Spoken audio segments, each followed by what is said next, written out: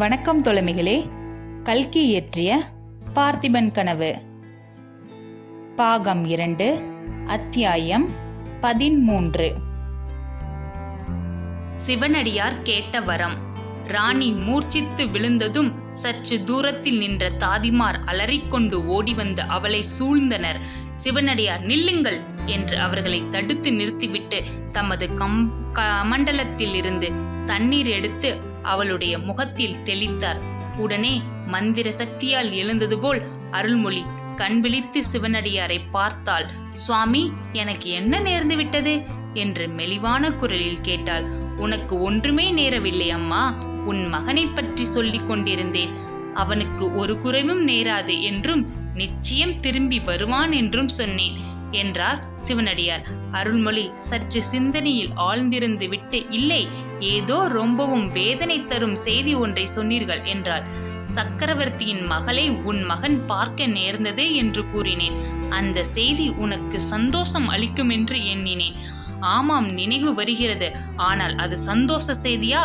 சோழ நாட்டின் மிகப்பெரிய விரோதி யாரோ, என்னுடைய பதியின் மரணம் எந்த கொடிய சத்துருவினால் ஏற்பட்டதோ, இன்று நான் இவ்விதம் ஆதரவற்ற அனாதையாய் இருப்பதற்கு யார் காரணமோ, அப்பேற்பட்ட பகைவனுடைய மகளை பார்த்தா என் மகன் மயங்கிவிட்டான். விக்கிரமன் உண்மையில் என் வயிற்றில் பிறந்த பிள்ளைதானா?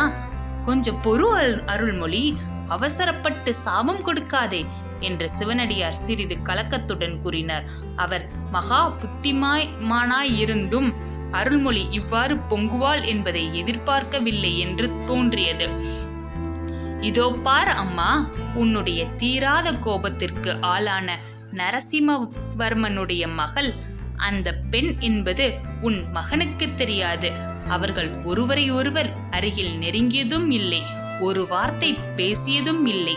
தூரத்தில் இருந்தே ஒருவரை ஒருவர் பார்த்ததுதான். அவர்களுக்கு கல்யாணமே நிச்சயமாகி விட்டது போல் நீ கலக்கமடைய வேண்டாம் என்றார் பெரியவர்.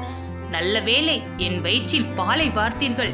எங்கே, அதுவும் அந்த பல்லவ சக்கரவர்த்தியின் சூழ்ச்சியோ என்று நினைத்தேன். சுவாமி, விக்கிரமன் எங்கேயாவது கண்காணா தேசத்தில் உயிர் வாழ்ந்திருக்கட்டும். பசிக்கு உணவு இல்லாமலும் தாகத்திற்கு தண்ணீர் இல்லாமலும் கஷ்டப்பட்டாலும் படட்டும்.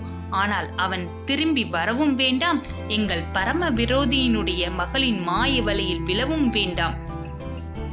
உன்னுடைய இருதய அந்தரங்கத்தை நன்றாக சோதித்திருப்பார் அருள்மொழி. உன் மகன் சக்கரவர்த்தியின் மகளை மனம் புரிந்து கொள்ள வேண்டும் என்னும் விருப்பம் லவலேசமும் உனக்கு இல்லையா? அதெல்லாம் அந்த காலத்தில் சுவாமி. தங்களிடம் சொல்வதற்கு என்ன? வெண்ணாற்றங்கரை போருக்கு முன்னால் அந்த மாதிரி ஒரு பைத்தியக்கார ஆசை என் மனதில் சில சமயம் தோன்றியதுண்டு. அவ்விதம் ஏற்பட்டால் சோழ வம்சத்திற்கும் பல்லவ குலத்திற்கும் உள்ள பகை தீர்ந்துவிடுமே என்று நினைத்ததுண்டு. ஆனால் எப்போது என் பிராணநாதர் போர்க்களத்தில் உயிரை இழந்தாரோ அந்த க்ஷணத்திலேயே அந்த ஆசையை வேருடன் களைந்து எறிந்துவிட்டேன். இவ்வளவு நடந்துவிட்ட பிறகு என் மகன் சக்கரவர்த்தியின் மகளை கல்யாணம் செய்து கொள்வதை விட அவன் இறந்துவிட்டான் என்ற செய்தியே எனக்கு மகிழ்ச்சியை தரும். அருள்மொழி, நீ அந்த குந்தவியை பார்த்ததில்லை. அதனால்தான் இப்படியெல்லாம் வெறுப்பாக பேசுகிறார்.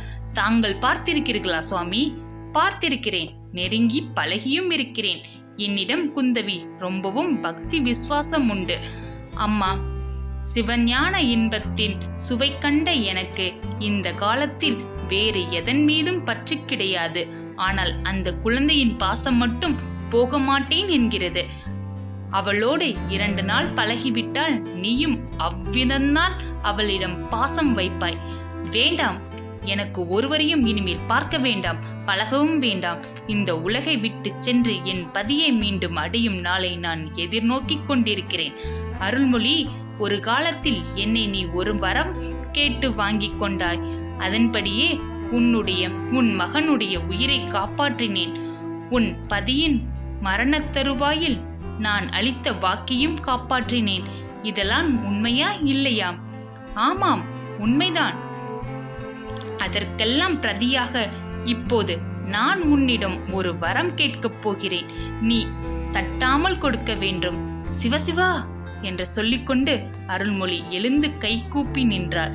சுவாமி, இவ்விதம் என்னை அபச்சாரத்திற்கு உள்ளாக்கலாமா? அடியாளிடம் தாங்கள் வரம் கேட்பதா? எனக்கு கட்டளையிட வேண்டியவர் தாங்கள் என்றாள்.